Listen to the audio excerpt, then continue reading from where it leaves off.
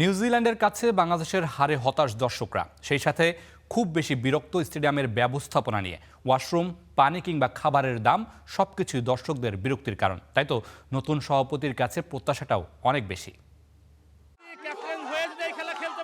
বাংলাদেশের হারে দর্শকদের এই স্লোগানটা অনুমেয়। নিউজিল্যান্ডের বি দলের বিপক্ষে এমন হার মানতে পারছেন না কোনোভাবে। শুলে চড়িয়েছেন শান্ত, আফিফ, মিরাজদের পারফরমেন্সকে।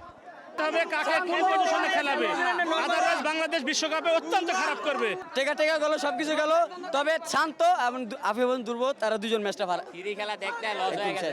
আতিফদের বাদ দিয়ে শুভ সরকারের দোকান দরকার, তাহলে মোটামুটি আর ভালো থাকবে। বেসিক্যালি মিরাজের ক্যাপ্টেন্সিটা সুন্দর হয় নাই, মনে হয় প্ল্যানিং 11-এ সৌম্য সরকার রাখা উচিত ছিল।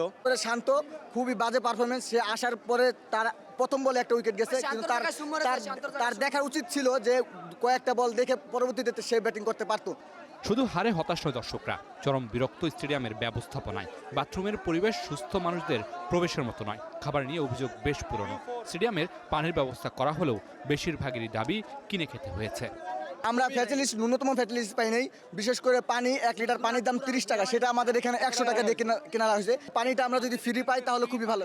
ফ্রি পানি ছিল না, এটা খুবই ভুয়া। ওয়াশরুম আছে, ওয়াশরুমে যে যা গন্ধ, অনেক দুর্গন্ধ ছড়াচ্ছে। তারপরে আমরা একটা কিছু প্লে কার্ড নিয়ে আসলে আগে প্লে কার্ড বাইরে ছুড়ে আসতে, মানে রাইখে আসতে হয়। তাই তো নতুন সভাপতি তামিম ইকবালের কাছে প্রত্যাশার কথা জানিয়েছেন দর্শকরা।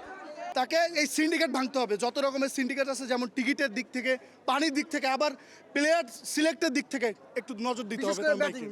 Mamunur Rashid, star news, Dhaka.